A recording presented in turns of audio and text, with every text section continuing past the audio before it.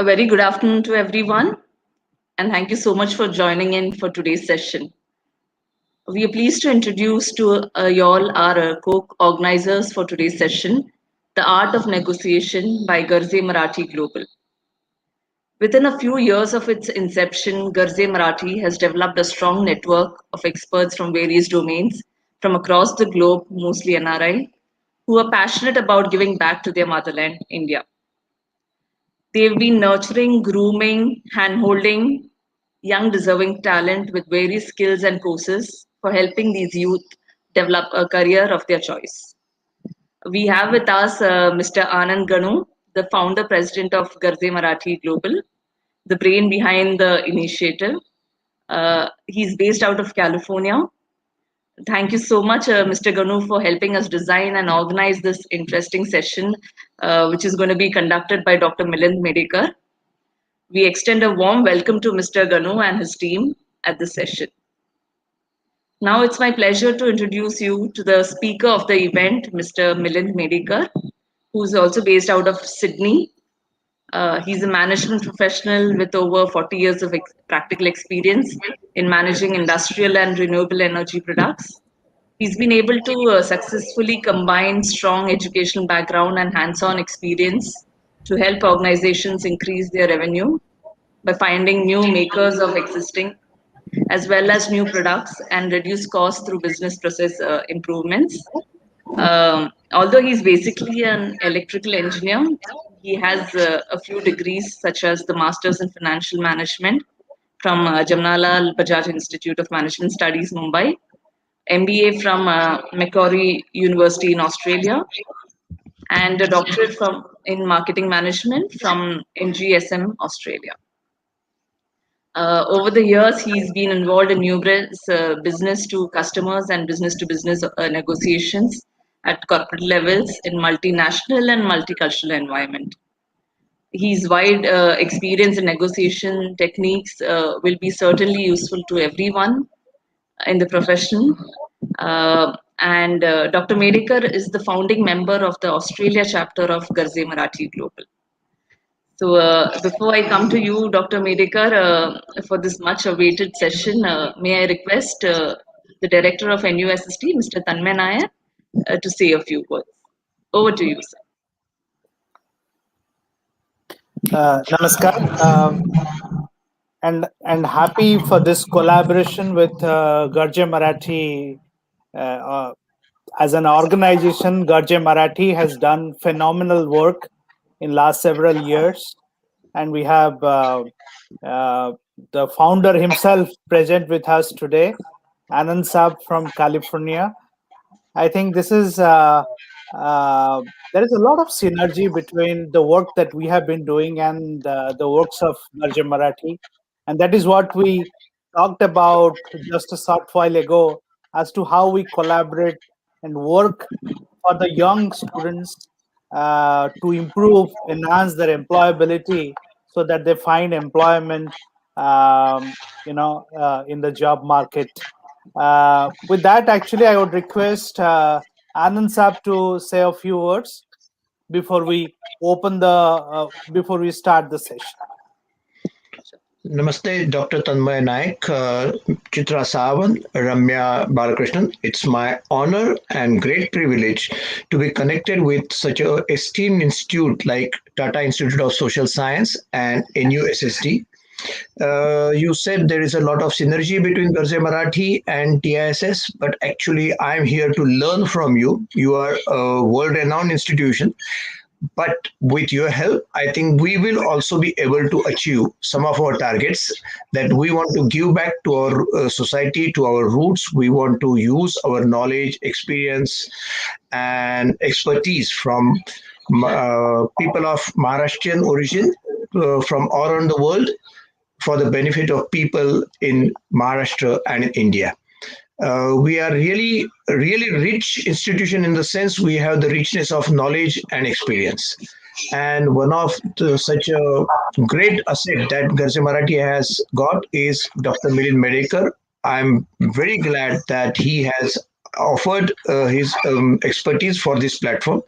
With these few words, I would request I would give back the control to Director Tanmay Nayak. Thank you very much. Namaste. Uh, Thank you. And we have a very, very renowned speaker for today's webinar, Dr. Milind Medhekar. And he needs no introduction. In fact, my colleague, Mrs. Ramya Balakrishnan, she read out the profile. Now you know who is going to talk to you. And the topic is extremely important, the art of negotiation. So negotiation as an art is very, very useful whether you are a student or you are you are in the corporate or you are working in the social sector or in the development sector. I hope it's going to be a very, very interesting session. And I would like to cut across to now Dr. Medhekar to address us, to talk to us, and in fact educate all our students and all of us about art of negotiation. Thank you.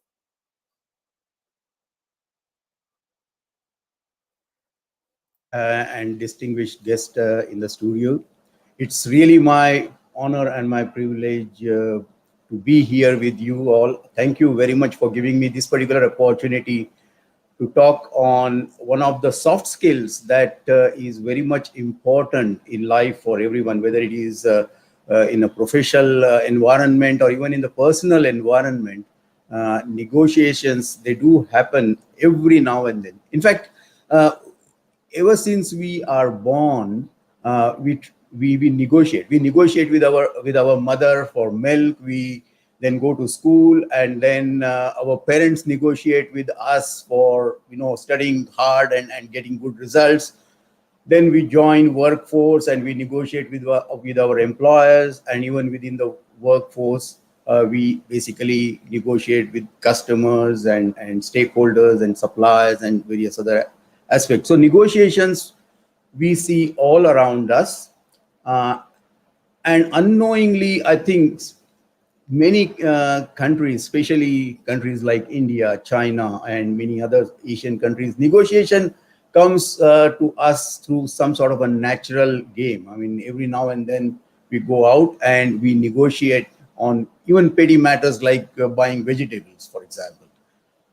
But negotiation in a serious way is much broader than negotiating in a marketplace. And that is why we think that this soft skill should be acquired by everyone who wants to progress in life. And that's the main reason why I would like to share my experience and my knowledge on negotiations with all of you. This is a very short synopsis, so it's without going into too much of detail, I will try to cover maximum in next 1 hour or so. So what we are going to learn today, at the end of this presentation, the participants can understand the basic concepts of negotiations, understand and recognize the phases in negotiations. We will be able to develop certain strategies when we go for any negotiation, whether in our personal life or in business life. We will understand and recognize negotiation tactics being used on us, as well as we will try to use the tactics to get better results. And we will respond accordingly to the strategies that are being adopted at that point of time. And we will be essentially a better negotiator to get better outcomes. So this is the basic objective of today's discussion. Now, I'll start this presentation with a small story. I am not very sure how many of you will recognize this particular picture. This is a picture of Christopher Columbus, one of the great navigators of 15th century. And his story goes like this, that he was a navigator, he had studied astronomy, and he was more or less convinced that Earth is not flat, but Earth is round. He was born in Italy, and obviously he was moving around in Europe. He was trying to convince the kings in England, in France, in Portugal, in Spain, to sponsor him to go and find new land in East Indies, which is basically west of Spain. That time, the route to India, where the spice business was really very high in demand, was coming around Africa and then coming to India and Asia. But Christopher Columbus wanted to try the other route, but he needed a lot of money for that. He needed support, he needed sponsorship, and none of the kings were actually willing to give him that sort of a thing, because they thought this idea was absolutely crazy. Then he actually approached the king and queen of Spain, King Ferdinand and Queen Isabella. They had just fought a war, big war, a costly war in Granada. Their coffers were empty.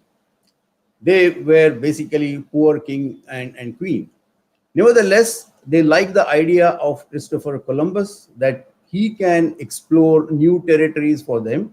He can get the spices trade, he can get precious stones and everything.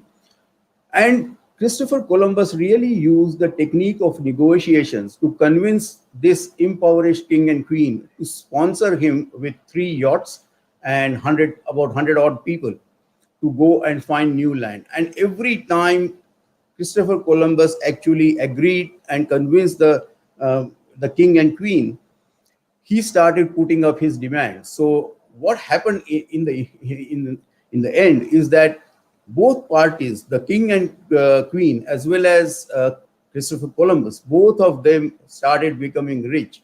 He went to East Indies 3 times, but the techniques that he used in convincing King Ferdinand and Queen Isabella was because he had done enough research as to what do they want, and he knew very well what he wanted. And that is why I would say he could be considered as one of the greatest negotiators of all time, to get a sponsorship for such a crazy idea of his. And I think once he was sponsored, rest is all history. He went and he found a new land, which is now called West Indies, and then Latin America and America, etc. So that history you all know. So with this story now, let's see what is actually negotiation. So negotiation is a process of exchanging possessions between willing parties. Now this is very important, willing parties. So they can exchange whatever they possess, goods and services, cash, assets, time, benefits, whatever. It's also a process of resolving differences to find a solution to a dispute that is acceptable to both parties. It is also acceptable cooperation for conflicting aims. So in normally negotiations, you will find that there are two conflicting aims coming to, and people try to find out what is the common ground and how they get the win-win situation. Remember, negotiation is win-win situation. It is never one-way traffic. So both parties at the end of negotiation, when they shake hands, it is very important that both of them, they feel satisfied with the outcome. They feel that that both of them have won. It's never that one party squeezes the other party to the last drop of blood. It is never like that. That's never a good negotiation. So both party has to have a winning situation. So the negotiation itself, the range is very, very wide. It can be less complex and it can be more complex. So for example, on this continuum, if you think about a market bargaining, like going to a vegetable market and negotiating better pricing, or in a business environment, you talk about sales agreement, buying house, buying car, buying some product, buying some resources. Those are pretty simple, pretty mundane type of less complex situations. But then the complexity can be increased gradually. For example, when you talk about trade agreements, contract negotiations, that is a little bit more complex. When you talk about international norms, negotiation for labor management, environmental standards, etc., that becomes even more complex. I think all of you are aware about this Paris Agreement and Kyoto Agreement for the environment and other things, and how complex the negotiations are. Different countries have got different opinions, and nobody is really coming to a common understanding, a global understanding. So it can be a bit more complex. Social conflicts are even more difficult to handle because there could be, ethnic conflict, as it happens in various parts of Earth. That there are different ethnicities, and different ethnicities means they have got different cultural background, they have got different traditions, norms, and everybody says my tradition, my norm, my culture is the best, and that brings in a lot of complex things. And then international conflict is perhaps the most complex negotiation. For example, the border disputes, the disputes over shared resources, survival, etc. Just think about, say, Israel-Palestinian case. I mean, that conflict has been going on for last 50 years without any sign of any solution. So in a less complex situation, there is less conflict. But as you go towards more complex situations like international conflict, the situation becomes really, really very, very complex. And it can take years and years and years to come to any common understanding. So the two basic components of negotiation process are contents and process. Now, what is content? Content is what you are negotiating about. The content can be, say, for example, it could be money, it could be territory, it could be time, it could be mutual understanding, or whatever. So that is the content part of it. And in most common scenario, people will concentrate more on the content part of it. Okay, I want to buy this particular car. So what is the price that I can afford? That's all they will focus on. They will focus on the content part of it. But what is more important in any negotiation is the process part of it, is to how you are going to basically deal with this particular situation, how you are going to achieve the outcome that is favorable to you, how you are going to manage the whole situation so that you get what you want. So my recommendation, very strong recommendation, is do not focus on content so much. Focus more on the process of negotiation. The content is, of course, important, no doubt about it. There is no doubt about it. But keep in mind that process is perhaps more important than the content. And that is what we are going to learn today. The process of negotiation, how to basically develop that process, what lies behind that particular process, and how we should adopt different strategies, different tactics to get to a common win-win situation. So the drivers of negotiations are, as we saw, the contents and the processes. So contents could be individual requirements, like as I said in the example of buying car, that I want to buy a car at this particular price, but I want all the better features of the car.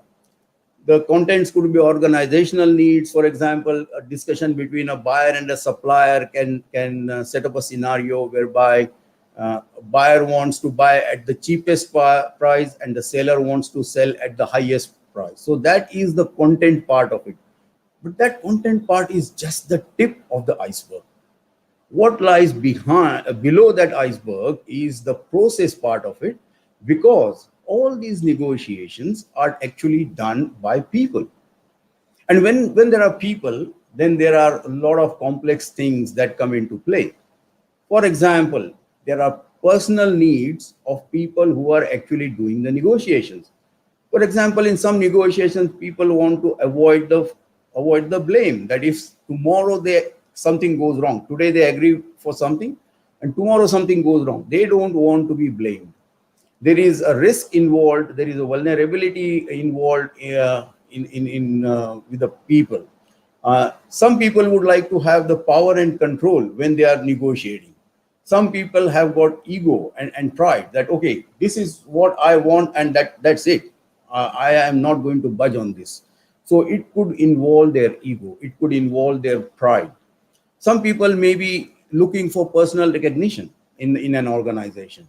And some people may be just doing negotiations just to look good. So they are not basically so much concerned about the contents, but these are some of the, I would say, psychological needs of individuals who are involved in the negotiations.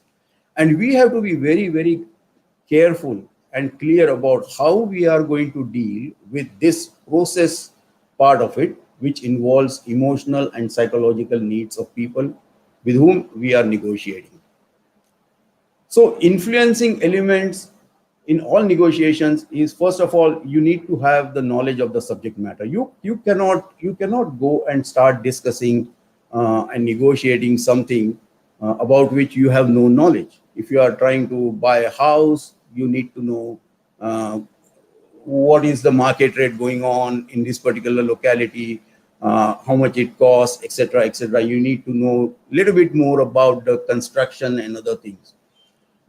If you are going, for example, a job interview, you need to know basically which company you are going to interview for, what do they do, where they are based, how big is the company, how many employees. So all that knowledge is very, very important. Uh, what is also important is your attitude. What is the attitude? Are you seriously interested in successful outcome? Are you interested in giving other party what they want?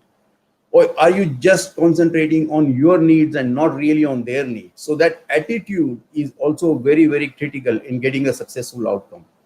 And of course, even if you have knowledge and even if you have attitude, if you do not have those interpersonal skills to basically recognize what is happening during the negotiation, you will still perhaps not get the best outcome. So all these three elements, the knowledge, the attitude, and interpersonal skills, that actually they will come together and give you a successful outcome. So let's see how we can start gathering these things. Now, one important aspect in all negotiations is this particular term, which is called as BATNA, and it's an acronym for Better Alternative to Negotiated Agreement. What it means essentially is that who is in need more than the other party, who is in the need.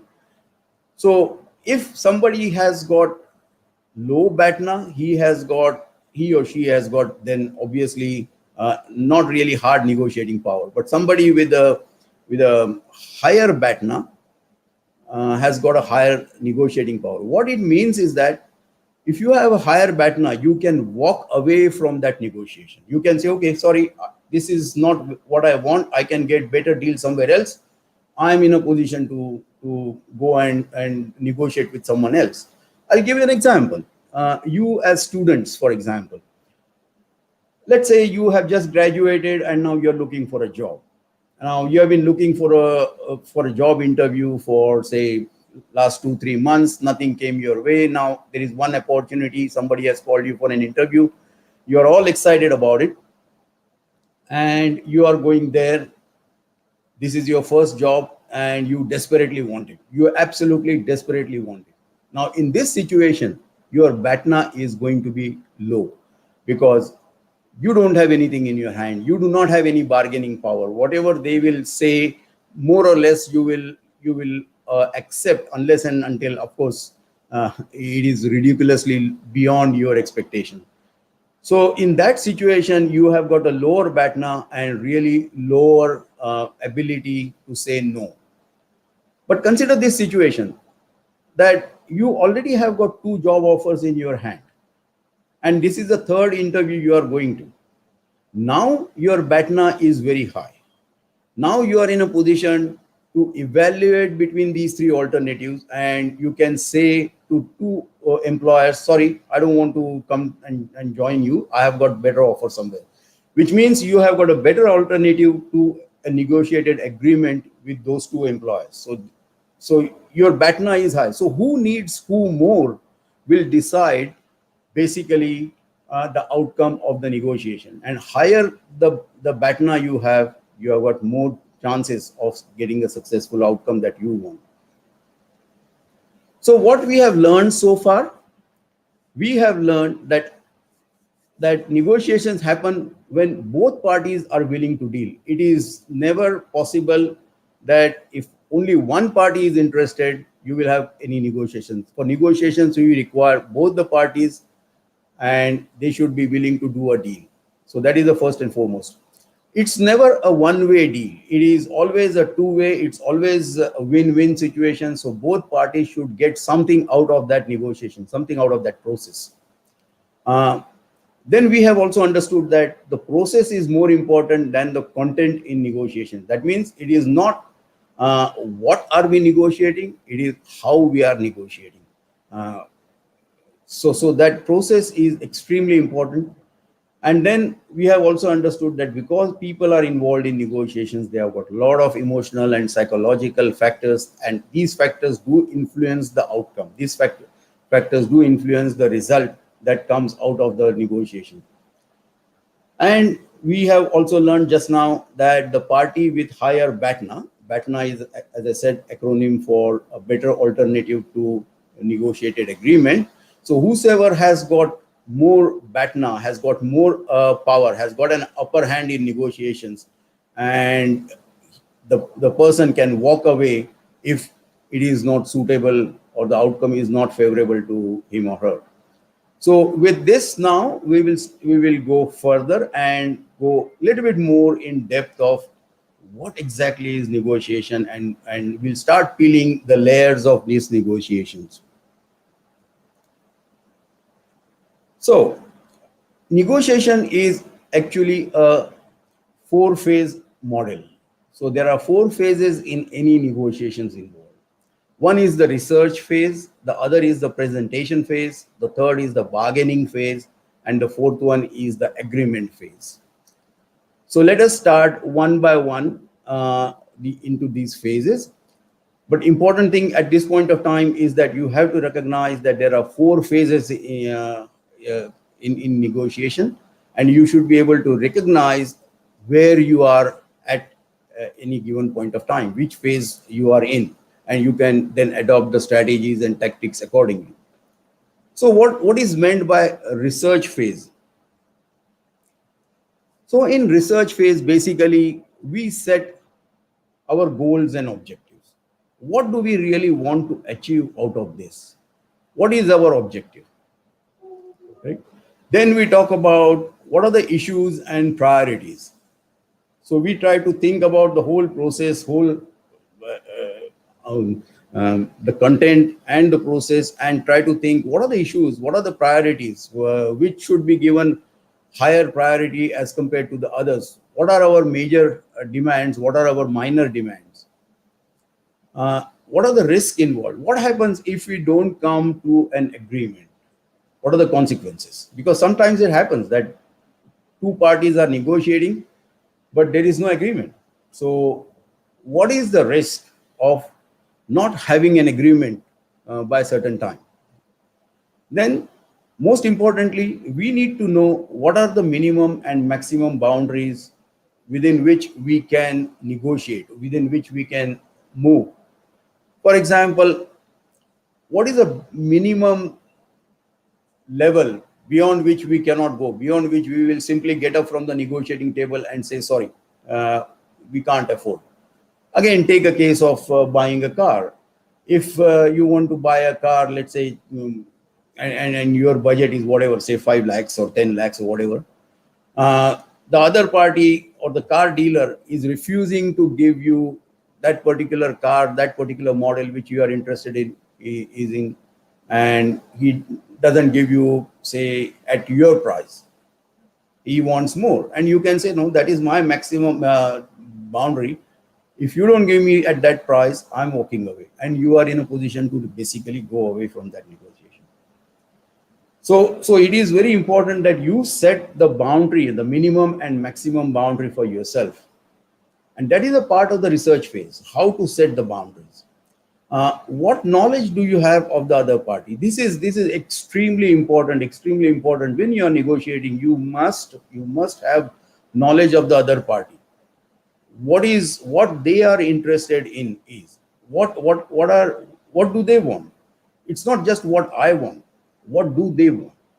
So the knowledge of other party is very, very important, and we will see later on as to how to gather that sort of an information. It's not easy to get the information from other party. They are not going to hand it over to you just on a platter. So you have to explore that particular avenue and find out what is their genuine need, what are they looking for.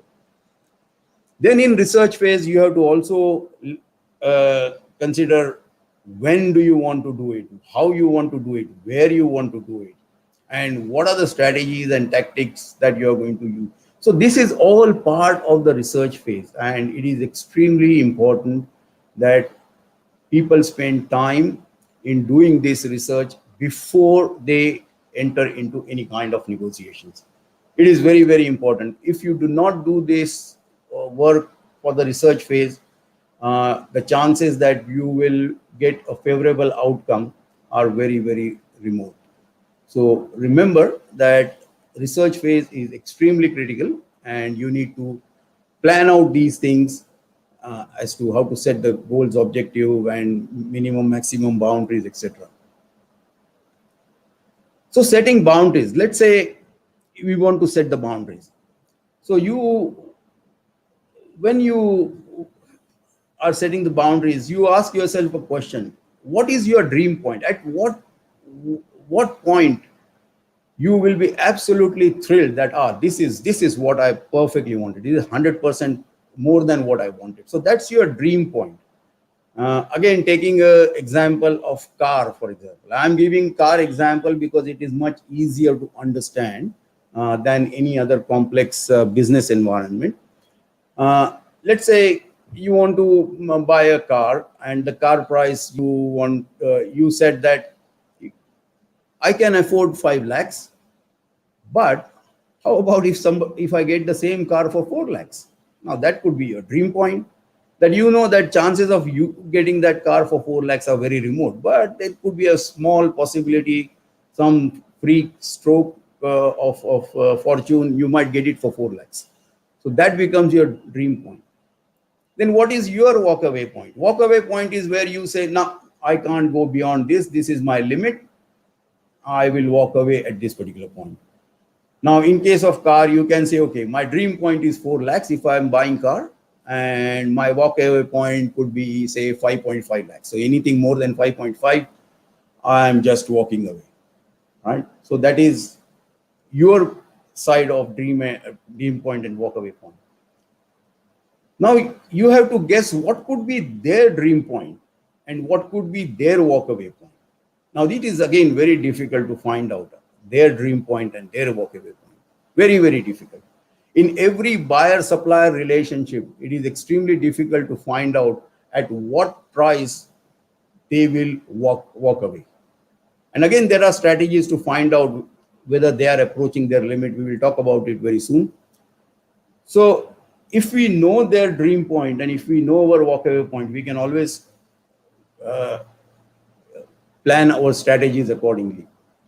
And the way it is done is basically by having this sort of a model whereby you can see that, again, I'm taking this example of a seller and a buyer. So seller's dream point, seller wants to sell at a highest possible point. Now the same car example which I took, if seller can get, let's say, 7 lakhs for that particular car, he would be absolutely laughing. He will be absolutely delighted that, look, I was able to get 7 lakhs from this buyer. Normally, I wouldn't have got that. Normally, people would have paid maybe 5 lakhs, but I was able to get 7 lakhs. But then he has to also say what is the walkaway point for himself. So seller's walkaway point could be, say, 4.5 lakhs, for example. And similarly, on the buyer side, the buyer will say, okay, I can go up to 5.5 and my dream is maybe 3.5, whatever. So here you can see that there is this common area which is extremely important for any successful negotiations. If you do not have this common area, Then you have got what is called as a failed negotiation, where there is a gap between seller's walkaway point and buyer's walkaway point. So both will get off from the table and there will be no deal done. So it is extremely important, first of all, to set our dream point and then start guessing as to what could be their dream point. So this concept is very, very important in any negotiations. The gap between the common gap between buyer and the seller.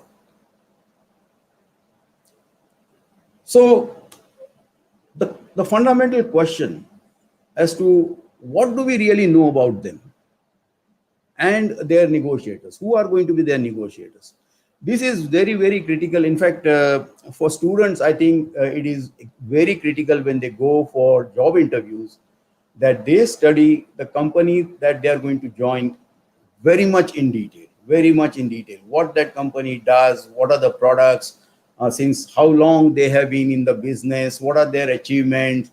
Go to their website, find out as much information as possible. Read their mission statements, read their goals, and whatever information. You will be surprised how much information nowadays is available on the internet about the companies.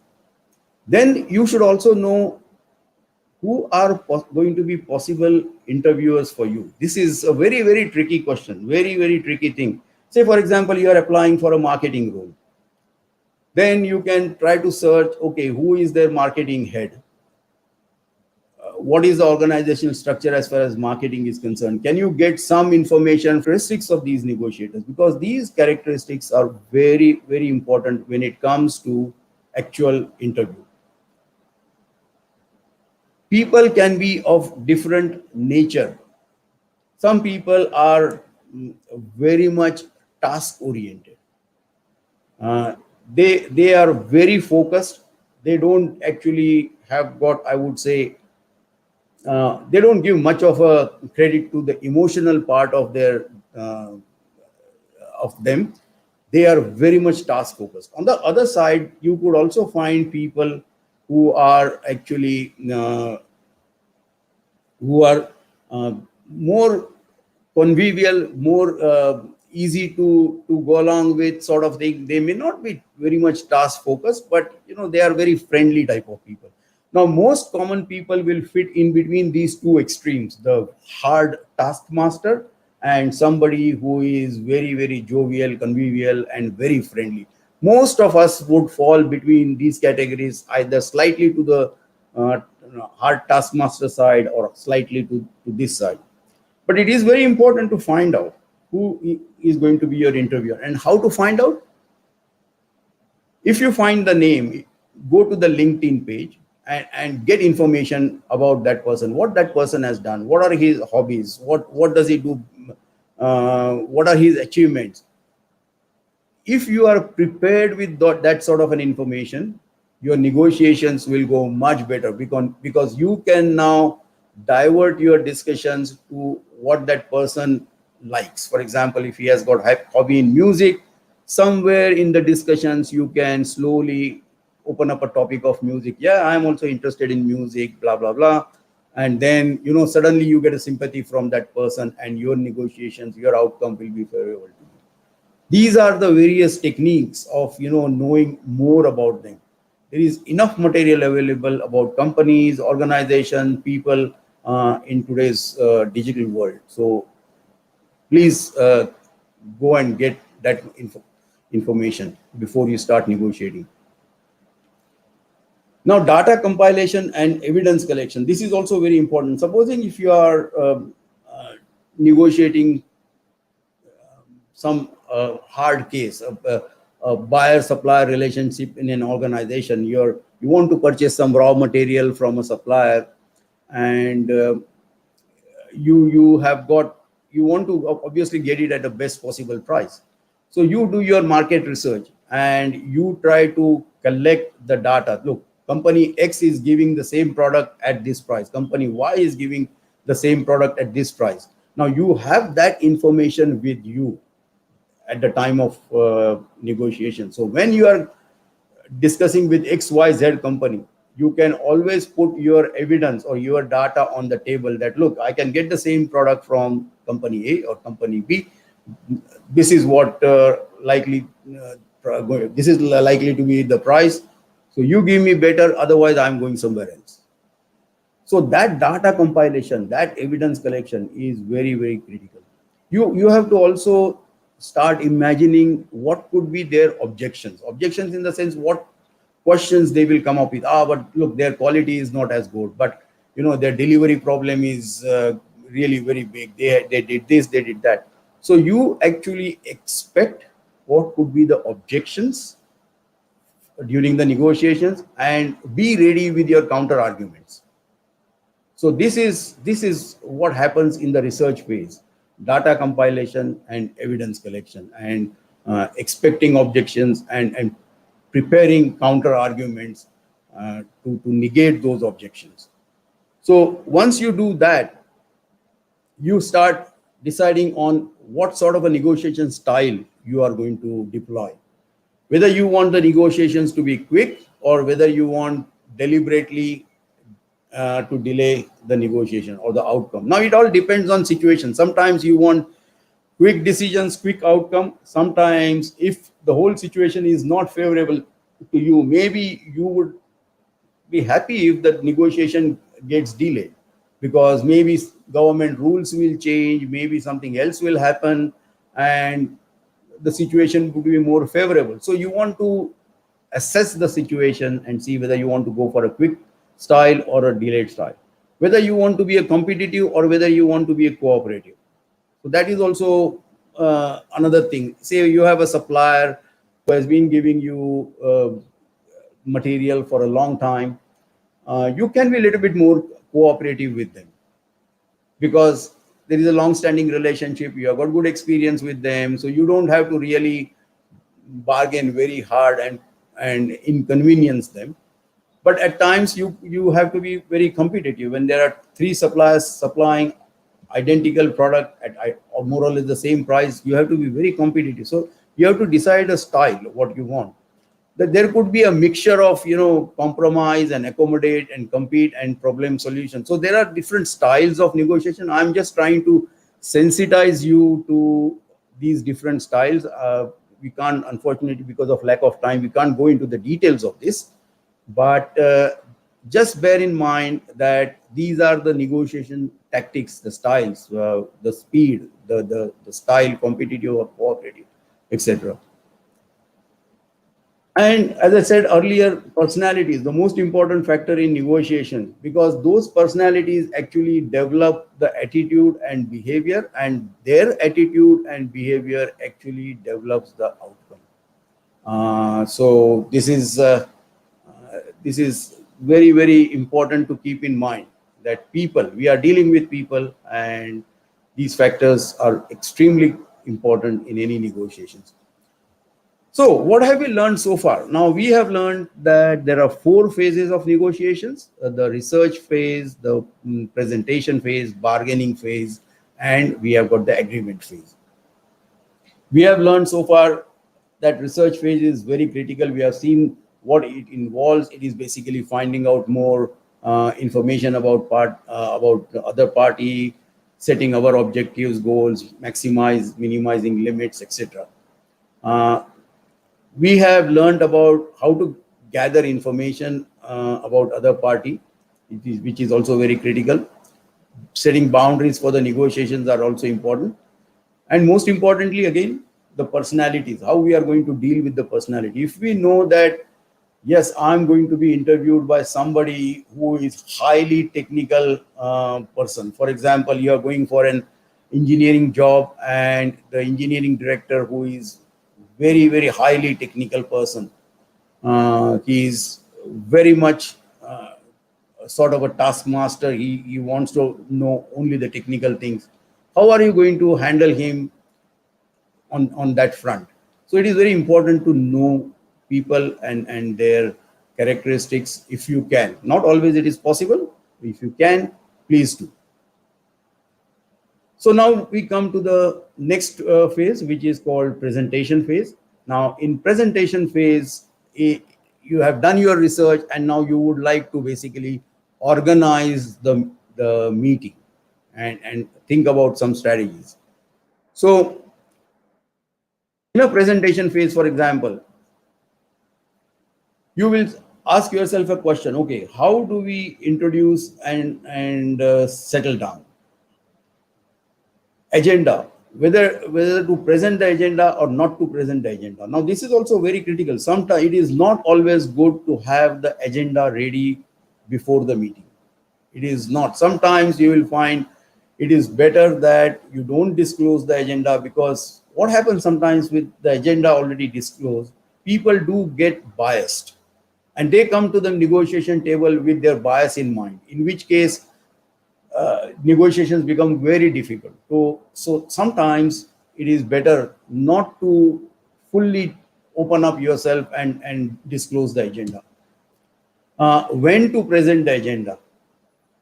Is it first we have the introductory things, how are you, etc., and then slowly starting presenting agenda, or do we present it as soon as they come? They have got plus points, minus points, so you need to be careful about that. Who should make the opening statement?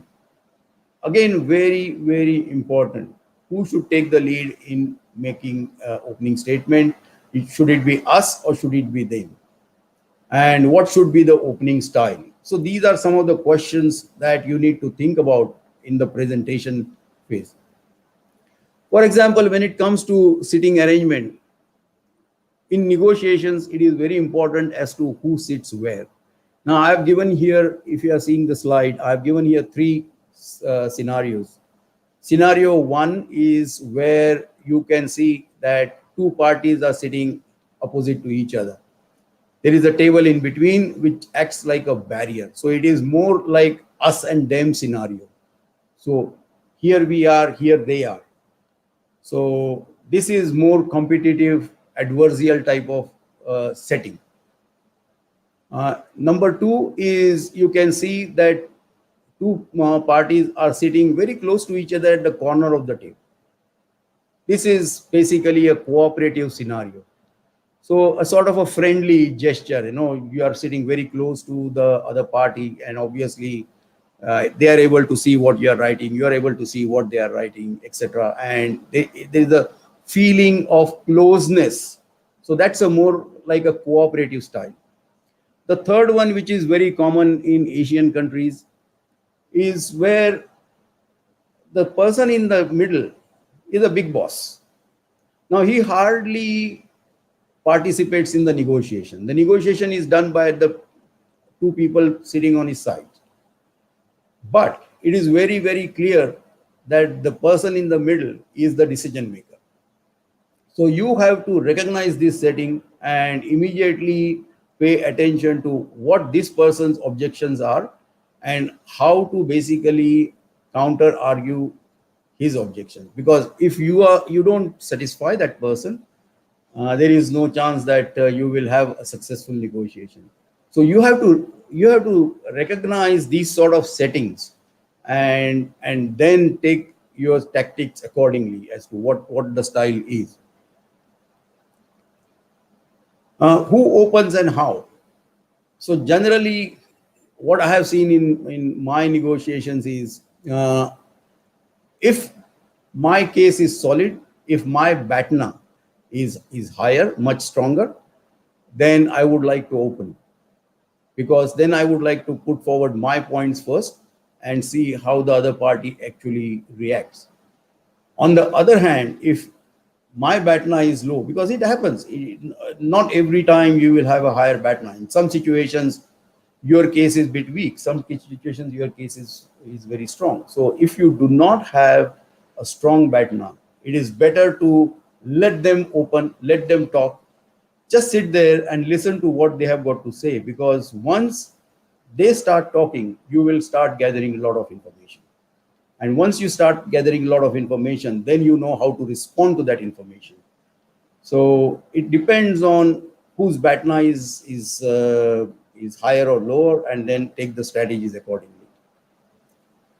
Opening tactics. Now there are quite a few of them. I've just listed some of them here. A convivial start is a very friendly sort of a start, where you start talking about whether you start talking about each other's families and whatnot. It's a very friendly sort of a start. You set the pace of the negotiations in a very friendly manner. That's a convivial start.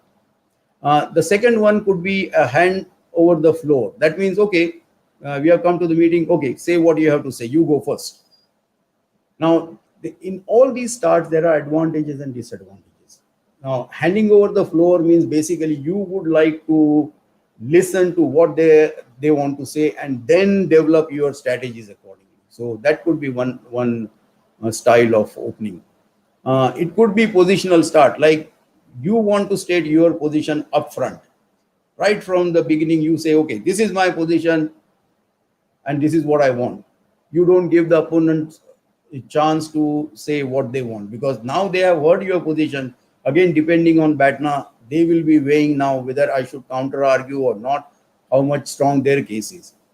It could be an emotional start. And I've been involved in some of these emotional starts whereby, somebody is in trouble, you are negotiating something to be done, and then that person actually comes and he cries on your shoulder, look, this was really bad, and some quality issue, these, that. It's a cry start. So somebody literally cries on your shoulder, and then what happens is sympathies are developed and the flow of negotiation then goes in a completely different direction. Theatrical start is also very, very interesting start, where it is a drama. It's called, in plain simple language, it's called drama baji. So like, imagine a situation where two people are already sitting at the table from one party, and two other people enter the room, and while entering the room they play a drama. The boss actually seems to be really upset, he's very angry, and he shouts at the other person, whatnot, and then he apologizes and sits at the table. Now the party which was already sitting at the table, they know the mood in the room. They know that this guy is really upset, he's angry, he may not be in a position to negotiate harder, so come straight to the point, offer the best possible price or whatever. So for all that matter, this could be a deliberate theatrical start. Nothing has really upset this guy, but he has just acted like that to put the pressure on the other party. So some of these things do happen in real life, and that is what I think one of the reasons of this presentation is that you should also be able to recognize that somebody is using these tactics on you. So how to handle those kind of things. Now, I said earlier that identifying their interest, identifying or getting their information is very, very, very important. And two techniques that are used very commonly in negotiations are the listening skills and the questioning skills. So let's quickly go over them. What are the listening skills? So in what it means in listening skills is you let them talk and you just listen. And this will be my mantra to you, that when in negotiation, have a minimal talk. Don't talk a lot at all. Let the other party talk and talk and talk. Because when the other party is talking, unknowingly, they are giving you a lot of information, which you are processing in your mind. And when you are processing that information in your mind, then you can develop your strategies on the spot. So the more you allow them to talk, the more you observe the body language, and the less you talk, the more successful will be your negotiations, because you will be gathering so much of information through this particular technique. So listening skills are extremely, extremely important in any negotiation. This has been, I would say, a very strong point in all the negotiations I was involved in, where other party has provided me a lot of information which was absolutely unnecessary. I never asked them to provide me with that information, but in the flow of talking, they gave me a lot of information which I was able to process in my mind on the spot and use that information against them to get whatever I wanted, maybe better prices. So after this presentation phase, we come to what is called as bargaining phase. Now, this is the most critical phase of negotiation and commonly understood phase. When somebody talks about negotiation, they talk about bargaining. So we are talking about bargaining phase here. And bargaining is basically when actually you start giving concessions. And concessions is lowering your limits slowly. So first of all, you have to identify, as we said in our research phase, you need to know what is your major demand and what are your moderate demand or minor demand. That means, okay, you don't mind giving up those minor demands if you are getting something major demand from the other party. So negotiation is art of giving concession. And these concessions have to come in steps. Now, this is a very, very vital point. And I will give you an example. Again, coming back to the example of car. Let's say that you went to a car yard to get a car. And as I said, your minimum, your dream point for buying that car was 3.5 lakhs. Your maximum or walkaway point was 5.5. And for the seller, the dream point was 7 lakhs. So he would be extremely happy if he was able to get 7 lakhs from you, but he wouldn't sell anything below 4.5 lakhs. So this is how the negotiation goes. You go into the car yard, you ask for the price, and he will say, okay, this car will cost you 7 lakhs. And then he will start giving you the reasons why it will cost you 7 lakhs. Your starting point is going to be, no way, that's not, it's a way beyond my budget. I will give only 3.5 lakhs. Now he is going to ridicule that. No, how can you ask 3.5 lakhs for this car? So then he will drop down from 7 lakhs, he will come to maybe 625. Or maybe he will come to 6. Okay, I'll give you 6. Then what you do is you raise from 3.5, you go, okay, I'll give you 4. So now, have you seen one thing? His first drop was from 7 to 6. So that is a large chunk that he could drop. Now you know that, yes, that fellow had a lot of cushion in his, with him when he gave the price. You negotiate further. Then what he does, next price he drops to is 5.75, for example. And now you have seen that first he dropped 1 lakh. Now he is dropping 25,000 only, and then slowly as you negotiate further, he will come to his bottom price. And you know, when the gaps actually start narrowing, you know that he is approaching his limit. That is how you can judge what is his walkaway point. When I told you that you can judge while negotiating, when the steps actually start shrinking, then you know that the other party is basically coming to their walkaway point. And then that should put an alarm bell in your mind that if that walkaway point is still within your range, you don't drive harder because you're not going to get anything out of that. Then you better accept that if it is within your range. If it is beyond your range, then obviously it's a failed negotiation because there is a gap between two expectations.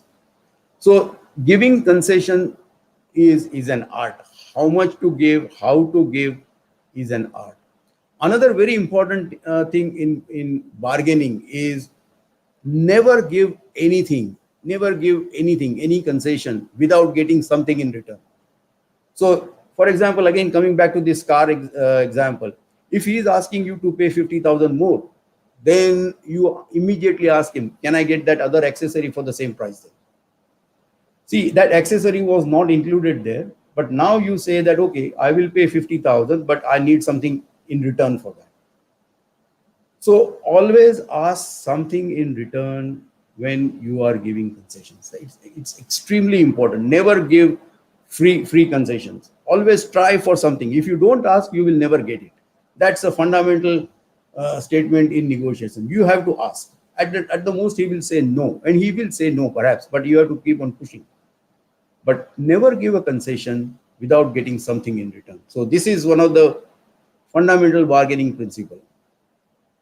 Now, in spite of all these things, sometimes you will end up with what is called as a deadlock situation. Deadlock situation is where both the parties will stick to their ground and they won't budge. And this we have seen in international situations like Israel, Palestinian, or India, Pakistan, or India, China. We have seen in these national conflicts, both the parties can be very, very firm on what they believe, what they want, and it becomes a deadlock situation. And even in commercial scenarios, these things happen. So how to basically break the deadlock situations? What are the strategies that you can adopt to try to resolve these deadlock situations? So first technique you can use is back to the drawing board, right? You just go back from where you had started.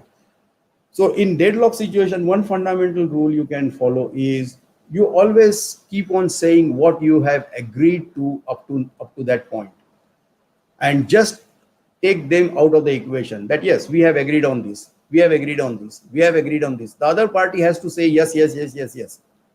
So out of 10 points, maybe you have agreed on, say, 7 points or 8 points. So first get them to confirm that you have dealt with 8 points. Then you say, okay, now how about these two things? They will obviously say, no, we don't agree. You will say you don't agree on your side. So you can then take a break, fresh thinking, go outside, have fresh air, come back. Maybe you can change the place. Okay, today we will stop at this point. We will sign off on these 8 points that we have agreed. But for the remaining 2 points, let's meet at your place, not at our place. So you change the place. Maybe sometimes you have to change the negotiators, because as I said earlier, I mean, negotiators are people. They have got egos, they have got personalities, they have got emotions. So maybe that is one of the reasons why the negotiations are not going further. So you change the negotiation. You can try for risk sharing. Okay, there is a bit of a risk here, there is a bit of a risk here. How about, both parties actually share the risk and we come out of these deadlock situations? This happens quite a lot in management and union sort of conflict negotiations, where union wants certain things, management wants the productivity, and there is a deadlock situation that management says, okay, unless you do this, we are not going to do a pay rise or whatever. And union says, no, unless you do this, we are not going to come to work, etc. So that's a deadlock situation. So in that situation, you can do the risk sharing and share the risk. If nothing results, then you go for arbitration. Arbitration means involve a third party who will listen to both the sides, and maybe they will give some sort of a suggestion, some sort of a recommendation or guidance to solve the situation. So these are some of the techniques. Of course, as I said, we can't go into the details of each one of them, but be aware that these are the tactics that one can use when one comes across deadlock situations. The questioning technique is another technique of getting information from the other party. And the questions can be of expansive type, open type, closed type, and hypothetical type. Expansive type questions is where you let the other party talk more. So by something like, okay, tell me, why do you need this? Say, for example, if somebody is sticking on particular point, you just ask a simple question. Why do you need this? And let that party then expand on the situation, why he needs it. Now, when they are saying, again, they are giving you the answers, but you are getting the valuable information in the funnel. So you make them talk more, but you are getting the information what you want. There could be open type questions. Open type questions are like how, why, when, where, etc. These are all open type questions. You can ask them to get more information. There could be closed type of questions that you can ask in negotiations. Closed type of questions which has got binary answers, like yes and no type of answers. Sometimes in a deadlock situation, hypothetical question is also very useful. Hypothetical question is when you say to the other party, okay, assume that if I were to do this, will you be in a position to do this for me? So this is a hypothetical situation where you say, assume. So you are not committed anything. You are just assuming. You are not committed anything. So assume if I do this, will you be able to do this? So now you get more information from that. So there is a questioning technique also, that one can use to get more information about the other party. And these questioning techniques can be used to resolve the deadlock situation. Now, sometimes it can happen that other party is also smart party. They also know how to negotiate. So they will be using the same technique on you.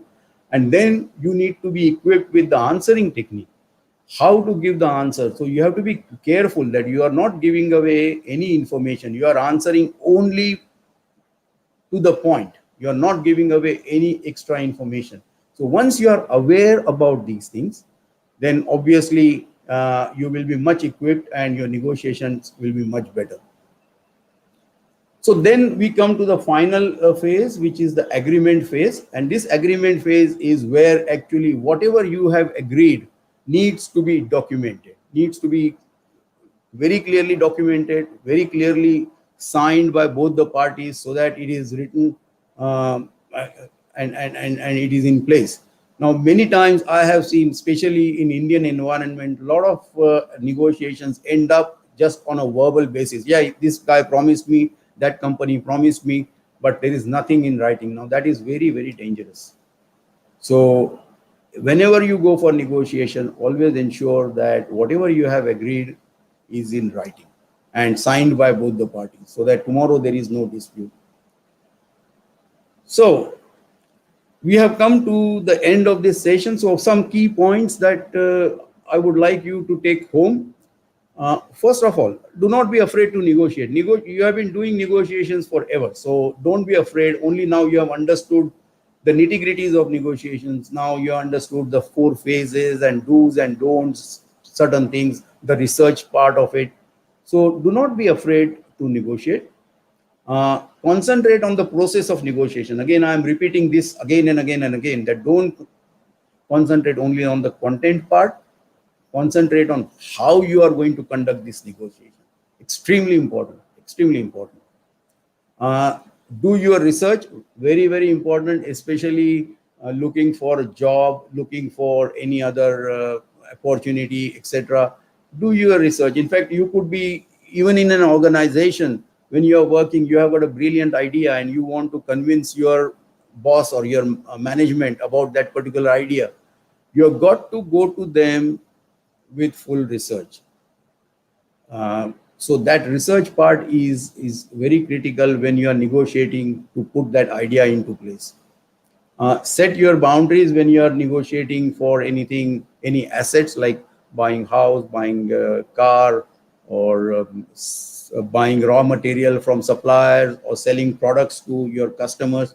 Set your boundaries when you want to walk away from the negotiation table. Plan your strategy, and important thing, observe more, listen more, and talk less. It's a questioning technique that will give you the results. It's a questioning technique that will give you more information, and more information means you will be able to process that information very quickly on the spot, and you can basically get a favorable outcome out of that. And as I said, in concessions part of it, think creatively, but no free concessions. For every concession that you give, for everything that you agree with the other party, ask something in return for them, however small, but you have to ask. You buy a refrigerator from a company, ask them for a free delivery. You have to ask. They may not give free delivery, that's okay, but you have to ask. If you don't ask, they will never give you. So no free concessions. Always think creatively, that if not this, how about this? If not that, how about that? So it's a very active mind. Negotiation is a very active, dynamic process. So you have to keep on thinking creatively and get to the best result that you can. And always keep in mind that you have to leave. You have to let the other party also survive. You can't squeeze them to the bottom. So they also have got aims. You have to have a win-win situation. That's where successful negotiations happen. So lastly, it is good to know that what is negotiation, how it can be done, etc., etc. But then basically you need to do practice in these skills. Application of this knowledge consistently in real life develops the skill. So you have to keep on applying whatever we have learned today. Starts in a small way, but think about it, and you will be able to do something really good. And it is this skill that will bring the success, and when you have the success, that will bring the joy to you. So remember, negotiation can bring a lot of joy to you if it is favorable to you, and these are the steps that you can employ, you can conduct, and then you can get what you want. So thank you and good luck.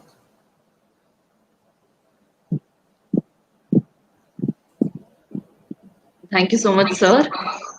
We now open the floor for question and answer session. So students, अगर आपके पास कोई questions हैं, जो chat window है, आप वहाँ पे questions पूछ सकते हैं. Sir, some students have been requesting if you can explain to them in Hindi the questions what they asked. Would that be Okay. possible? I will try my best, but there are certain terms जो कि मैं मतलब मुझे English में बोलनी पड़ेंगी क्योंकि मुझे उसका हिंदी अनुवाद नहीं आता. तो क्या जानना चाहेंगे आप? Sure. So students, you all can put down your questions in the chat window. Sir, a few students have texted me, so I just want to read out the question. Yes, please. What is that quality that is most helpful during a negotiation? Negotiation में जैसे मैंने आपको पहले बताया कि research phase तो बहुत important है, और मतलब मेरा अनुभव तो यही है कि लोग रिसर्च किए बिना ही निगोशिएशन में जाते हैं और फिर दुखी होकर वापस आते हैं. तो निगोशिएशन एक रिसर्च फेज जो होता है वो थोड़ा सा डिटेक्टिव टाइप होता है, वो बहुत इम्पोर्टेंट है. और दूसरा यही कि जो बताया मैंने कि कम बोलना चाहिए और ज़्यादा सुनना चाहिए, क्योंकि सुनने के माध्यम से ही आपको काफ़ी सारी जानकारी मिलती है कि सामने वाली पार्टी को क्या चाहिए, और उसके हिसाब से आप अपनी स्ट्रेटेजीज जो है वो बदल सकते हैं. तो ये दो क्वालिटीज़ जो है, लिसनिंग स्किल्स और रिसर्च, ये दो काफ़ी महत्वपूर्ण है. Thank you, sir. Another question is, how does someone learn how to negotiate? जैसे कि मैंने पहले ही बताया आपको कि निगोशिएट तो आप लोग सारे करते ही आ रहे हो, तो उसमें कोई नई बात ऐसे नहीं है. जो आज हमने बातें देखी उसमें मतलब यही 4 फेजेस जो किए, तो उसी 4 फेजेस के ऊपर अगर आप ज़्यादा ध्यान दें तो धीरे धीरे आपकी वो एक आदत बन जाती है कि भाई कहीं पे भी जाना है तो उसके बारे में पूरी जानकारी करेंगे, कहीं पे जॉब इंटरव्यू के लिए जाना है तो उसकी पूरी जानकारी करेंगे हम लोग, और उसके बाद में हम आगे जाएंगे. ये नहीं कि वहाँ जाके देखेंगे कि भाई ये कंपनी क्या बना रही है, क्योंकि वो बहुत गलत इंप्रेशन हो जाती है देन कि भाई ये आप जॉब इंटरव्यू के लिए आ रहे हैं लेकिन कंपनी के बारे में तो कुछ जानते ही नहीं है, आपने कुछ तैयारी की नहीं है. तो सारी तैयारियां करके जाना ही बहुत उचित होगा. Thank you, sir. Next question is, are there times when you need to take a break from negotiation? Oh yes, definitely, most definitely. जैसे मैंने आपको बताया कि जहाँ डेडलॉक हो जाता है, तो डेडलॉक के समय में आपको ब्रेक एक बड़ी अच्छी सुविधा होती है, क्योंकि उसमें क्या होता है आप थोड़े से अलग तरीके से आपकी सोच हो जाती है, और अलग तरीके से सोचने से शायद मे बी और नई कल्पनाएं भी दिमाग में आ जाती है कि भाई चलो ऐसा भी करके देखते हैं, वैसा भी करके देखते हैं. तो वो सुझाव आप मीटिंग में फिर दोबारा ले जा सकते हैं. तो ब्रेक लेना बहुत ज़रूरी होता है. कई बार ऐसे होता है, मतलब मैं भी कई निगोशिएशन में ऐसे रहा हूँ कि जहाँ पर सुबह से लेकर शाम तक निगोशिएशन चली रहे हैं. तो उसमें भी मतलब थोड़ा सा ब्रेक लेना अच्छा रहता है. बाहर जाके थोड़ी फ्रेश एयर लेके अगर आते हैं तो सोच काफ़ी बदल जाती है. Right, sir. One more question. ये स्किल्स की जो बात की है ना मैंने, कि ये आप धीरे धीरे आप उसको डेवलप कर सकते हैं.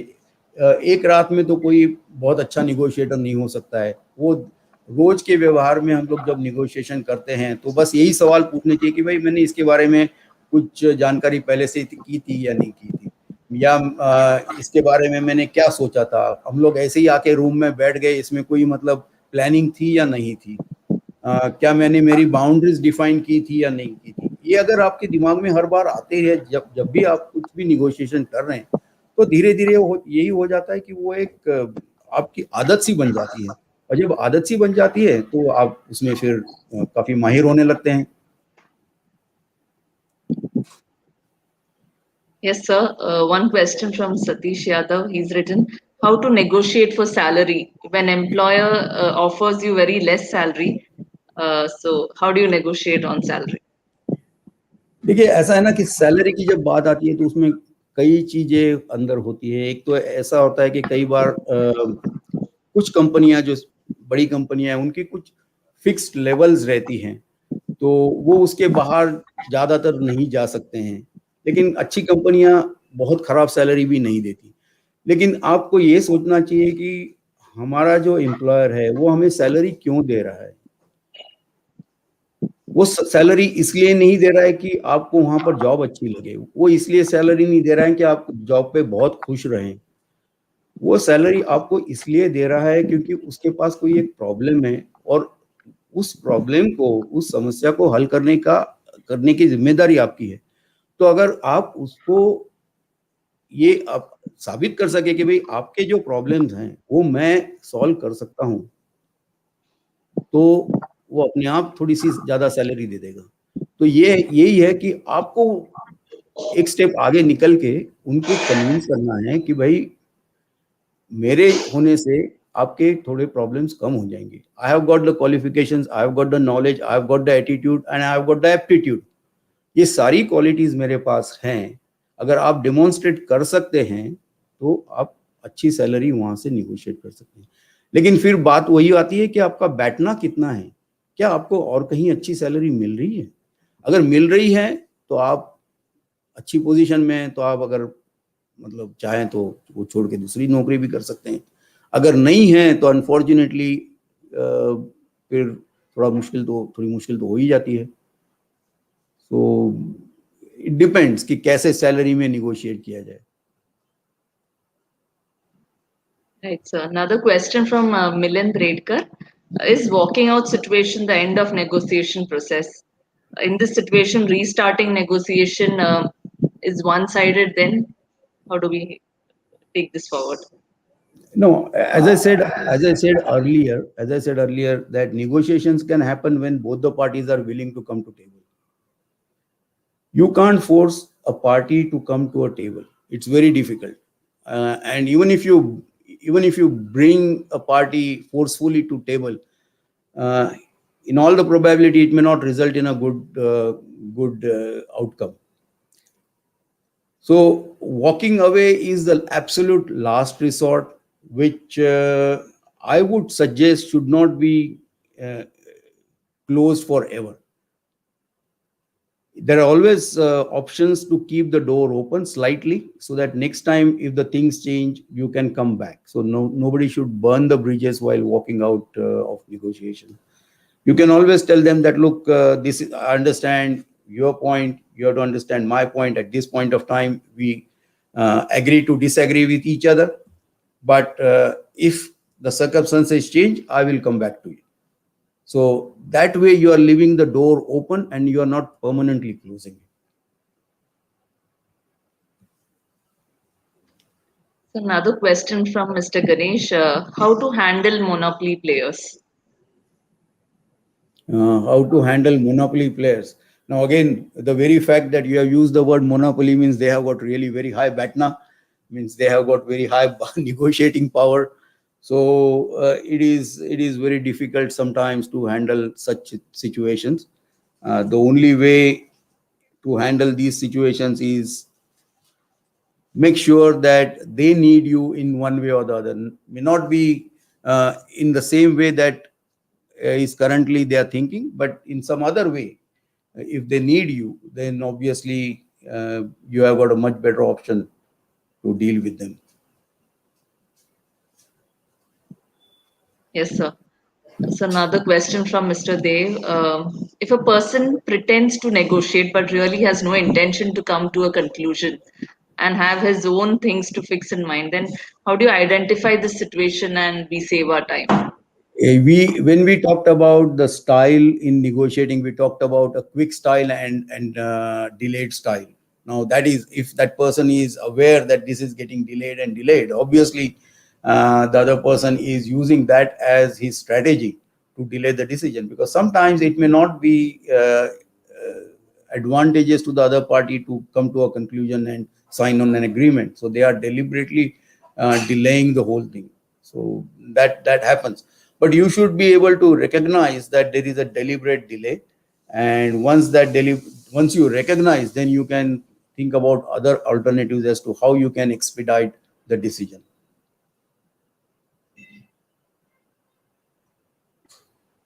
Yes, sir. Many questions coming up. Any psychological techniques that we can use? Psychological techniques, as I said, yes, they are actually used in negotiations. As I've talked about the opening strategies, people do use this theatrical opening style sometimes just to put pressure on the other party. Sometimes this uh, style of emotional crying on shoulder, that is also used. So these are all emotional tactics. So you have to again be a judge as to whether it is a strategy, whether it is uh, deliberately done, or whether it is a genuine situation. So see, every negotiation will be different. Negotiation is an art. It's a skill. It is not science. So what works in one negotiation may not necessarily work in all the negotiation, even in the similar situation. So it's an art. So you have to judge whether this theatrical start or emotional start, whether it is deliberate or not.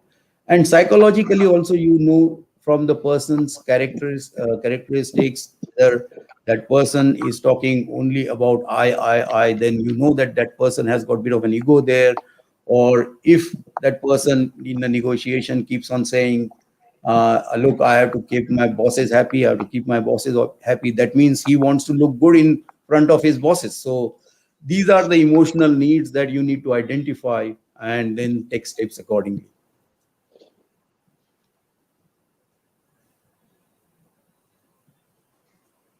Thank you, sir. One last question. How do you handle cultural differences while negotiating?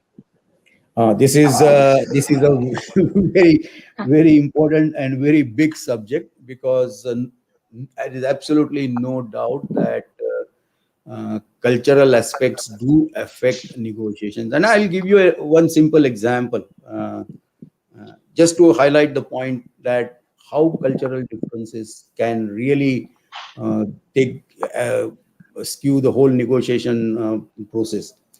I was involved in one particular negotiation where we were dealing with one Taiwanese company, and their big boss had come to us. And as it happens, he handed over the business card to our boss. And in Asian countries, the business card is a professional identity of a person. It's not just a visiting card. It is a professional identity, and people take that card very, very, very seriously. So that is why in Asian countries like China, Japan, Taiwan, they give this card, hand over the card with both the hands with a bow. So this was handed over to a person in Australia, and in Australia it is just treated like a, okay, it's a information. It's not, there is not really much in weight attached to a business card. Now what happened was, after receiving this particular card, the local person in Australia started fiddling with that card. He kept the card in the hand and then started turning, twisting, all these kind of things. And we were observing this person, the visitor from Taiwan, was really getting fidgety about the whole thing, and half the time he was looking at the hands of this person who was actually turning and twisting the cards. And he obviously, I mean, he was not really very interested and not very focused on the negotiations we were doing. So ultimately, then he just got up and came up with some excuse that, look, I have to go or something like that. I can't remember exactly. But then the meeting was terminated. And the main reason why it was terminated, I think, was later on we came to know is that that person was very, very annoyed that his card, his professional identity, which is his visiting card, was handled and treated in such a bad way here in Australia. So this is a cultural difference. This is a cultural understanding. You need to have this understanding that what is most respected in one country or one culture. You have to show the same respect in negotiations. Otherwise, the negotiations can really go off the line. So cultural differences. There is a whole topic. I mean, maybe some other time we can discuss about the cultural the negotiation in a cultural environment. I've got a complete presentation on that. But it is extremely, extremely important that you know the thinking of people from different cultures. For example, in Japan, you never ever open the agenda in the meeting. Never. That's almost like a norm. So before the meeting starts, even if you have got an agenda, you have to approach individual person who is going to attend the meeting, show him the agenda before he comes to the meeting, get his acceptance, and then you can open up that topic in the meeting. If you open up the topic in the meeting, the chances are that you are not going to go anywhere. They will not listen to you much. So there are various examples. There are thousands of such examples which I have personally experienced, and that is why it is extremely, extremely important to know the cultural differences when you are negotiating in multinational, multicultural environment. Sir, I said that was. Sir, thank you, sir. I said that was the last question, but there's one more question which has come up. Do we have time? Yeah, just one last question. At what extent the quality matters while negotiating? Quality of what? Yeah, so the question is not very clear. Shraddha Pawar, would you want to specify at what extent the quality matters while negotiating? Will the yearly contract effective for negotiation? No, so the question isn't clear. I'm so sorry. No. That's okay. I mean, if you're talking about the quality of negotiator, of course, the negotiator has to know various techniques, various phases, which are being used on him at the same time, which he can use on others. So he or she can use on others. So that is very, very important. That you can't just take any Tom, Dick, and Harry to the negotiating table. Sometimes it happens in business environment where uh, just people with big names, big titles, they come and join the meeting, but they do not have the quality of dealing with other people. Uh, they are there just because they are having a much higher title. So that sort of a situation can really affect the outcome of the negotiation.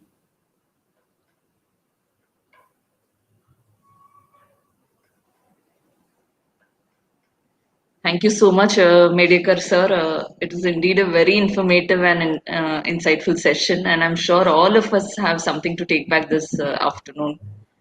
Thank you so much for taking out time and addressing our students. Thank you very much. I'm really honored, and it was really very nice to be associated with Tata Institute of Social Sciences, and through them to all these students. As keep on saying, these soft skills are very, very important in real life, because no matter how good you are academically, how brilliant you are academically, when you go into the real world, the soft skills are the ones which will take you further. If you have really a brilliant idea, if you cannot put that brilliant idea succinctly in front of management, you do not know how to negotiate on few things, your brilliant idea will either be stolen by someone else and that person will get the credit, or that brilliant idea will just go completely waste. So these soft skills like negotiation skills, communication skills, interpersonal skills, all these skills are very, very important. Unfortunately, not many universities are actually concentrating on these soft skills, but my personal experience has been I have seen number of brilliant students struggle in real life because of lack of these soft skills, and negotiation skill is one of them. And I'm happy that at least I could expose some of your students to these skills. As I said, what we have discussed today is just a very, very tip of the iceberg. There is a lot to learn even in negotiations.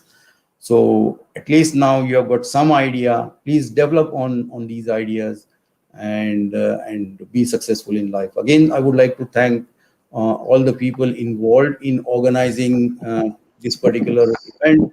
I think you yourself, Ms. Balakrishnan, and Chitraji, and everybody was working so hard in getting this to the stage that we have today.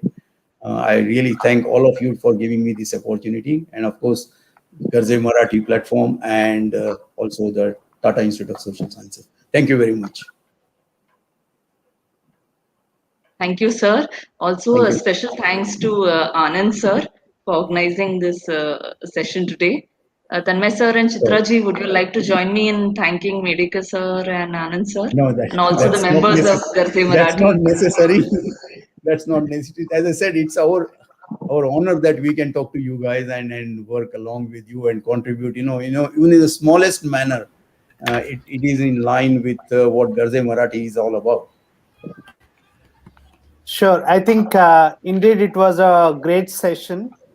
And I think one takeaway for me was I think for students as well, don't be afraid of negotiation. डरिए मत Exactly. negotiation. Hmm. तो आप begin करेंगे और आपने बहुत अच्छे से ये बात को बोले कि नॉलेज से कैसे स्किल आएगी और आप कैसे जब जब उसको स्किलफुली आप अप्लाई करेंगे how you can derive a lot of Joy from it, कैसे आपको उससे खुशी मिल सकती है। सही बात है। और आपने उस बात को बहुत अच्छे से बताए बच्चों को, स्टूडेंट्स को, और आई एम श्योर उनको आज बहुत कुछ सीखने को मिला। बहुत सारे स्टूडेंट्स अभी भी पूछ रहे हैं कैसे हम बाटना को डेवलप कर सकते हैं, हायर बाटना कैसे अचीव कर सकते हैं। बट इसको बारे में आप जाके सोचिए कि कैसे आपको बहुत सारे एग्जाम्पल्स दिए गए हायर बांटने के, फिर लोअर बांटना का एग्जाम्पल्स दिए गए। उसको लेके आप जब जाके सोचेंगे आपको पता चलेगा कि मैं एक नेगोशिएटिंग टेबल पे जाने से पहले मेरा बांटना कैसे मैं बढ़ा सकता हूं, so that I have a better bargaining power there on the negotiating table. Thank you so much once again, My pleasure, sir. Milind Saab, for such an insightful session. And of course, Garje Marathi Global, such a wonderful association that we are beginning. I'm sure we'll bring many more webinars for our students, and we'll work together to bring about a better change actually in the society. Yes. And it's a great way of giving back. I think we are so grateful to you. Thank Yes. you. Yes. We are very, very happy doing this work. And I wish all of you really good luck and be successful in life, all the students. Thank you. Thank you. Thank you. Thank you so much, everyone. Thank you. Thank you. Before we wind up the session, I just wanted to mention today is Savitribai Phule's death anniversary. She was India's first female teacher, a social reformer, and a poet. She's known to be the mother of women empowerment, always talked about girls' education. So please join me in remembering this icon on her 124th death anniversary today. Thank you. Thank you so much. Namaste. Thank you. The session is over. Namaste. I'm wishing everyone I'll a leave the pleasant day. studio now. Yeah. Yes. Thank you. Yes. Thank you, Thank you. sir. Thank you so much, sir. Thank you. Thank you.